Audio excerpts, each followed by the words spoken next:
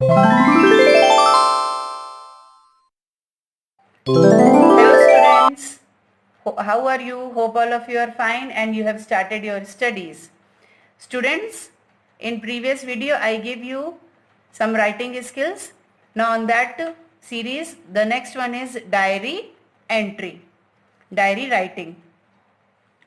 Now what is diary writing?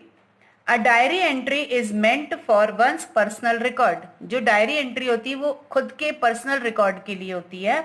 This is supposed to carry the speaker's deep feelings and emotions which he or she feels difficult to share with others except some general happenings. कि ये speaker जो होता है उसकी deep feelings और emotions जो होती हैं जो वो किसी से जल्दी शेयर नहीं कर सकता, डिफिकल्ट होता है उसके लिए शेयर करना, तो वो इन सारी अपनी फीलिंग्स को जो उसके साथ हुई हैं उसको वो एक डायरी में एक रिकॉर्ड बनाता है. We can therefore conclude that a diary entry is a personal record of an individual on a daily basis meant for the concerned person's use. Here, the definition of diary entry is: a diary entry is a personal record of an individual on a daily basis meant for the concerned person's use. Now, the next point is how to write a diary entry. So the first point is diary entry is a piece of writing meant exclusively for the writer. It is not supposed to be published. कि diary entry जो होती है वो एक ऐसी piece of writing होती है जो सिर्फ राइटर के लिए होती है और ना ही उसको पब्लिश नहीं किया जाता. The purpose of writing a diary is to conserve those specific moments. और इस डायरी राइटिंग का पर्पस जो होता है वो होता है कि उसके साथ जो हमारे स्पेसिफिक कुछ मोमेंट्स होते हैं, कुछ पल होते हैं, क्षण होते हैं या कुछ ऐसी हैपनिंग्स होती है उसे हम अपनी डायरी में कंजर्व करके रखते हैं. This is written for one's own sake just to record daily happenings for amusement in future. इसके लिए जो डायरी एंट्री होती है वो एक डेली रिकॉर्ड होता है जो हमारे साथ होती है, वो फ्यूचर के अम्यूजमेंट के लिए होती है. This contains all that the writer has come across: pains, pleasures, opinions, thoughts, feelings,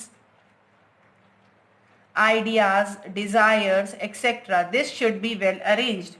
तो राइटर जो है वो जो भी pains, pleasure, thoughts, opinion, feelings जो भी उसकी होती हैं उसको उसे बहुत अच्छे तरीके से अरेंज करके लिखता है.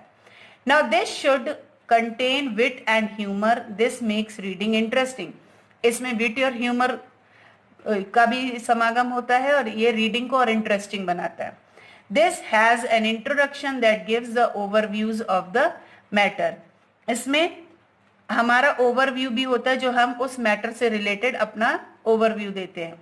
ना a personal account of the speakers experience is written in a simple and plain language. बहुत ही सिंपल और प्लेन लैंग्वेज में इसको लिखा जाता है क्योंकि ये स्पीकर का पर्सनल अकाउंट होता है. Now paragraphs deal with different things. Paragraph में अलग अलग चीजों को मेंशन करते हैं. The conclusion summarise the speaker opinion. कंक्लूजन में जो स्पीकर होता है वो अपने ओपिनियन को समरी के रूप में लिखता है. Then truthfulness and honesty must run through the whole writing. इसमें सच्चाई और ईमानदारी पूरे राइटिंग में रहती है क्योंकि ये पर्सनल ओपिनियन रहता है राइटर का, तो उसमें वो झूठ नहीं लिखता.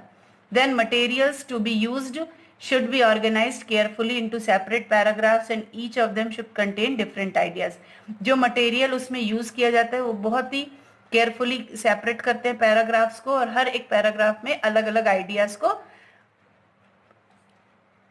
आइडियाज से कंटेन होता है. Then avoid repetition of the same idea again and again. और इसमें एक ही आइडिया को बार बार रिपीट नहीं किया जाता. Now the format of diary entry. How to write a diary entry like that. First you write the day and date, किस दिन और किस डेट की घटना है. देन टाइम, समय क्या है जब आप डायरी लिखने बैठे हो.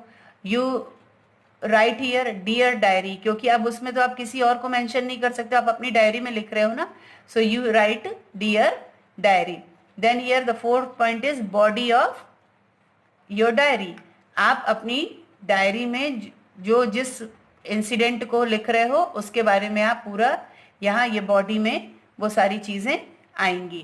And the last point is conclusion. फिर डायरी बंद करने से पहले आप उसका कंक्लूजन लिखोगे, जो भी चीज आपके साथ हुई है उससे आप क्या सीख मिलती है, या वो होना चाहिए था, नहीं होना चाहिए था, या जो भी आप उसको कंक्लूड करते हुए उस पूरे पैराग्राफ की समरी जो है वो आप यहाँ पर लिखोगे।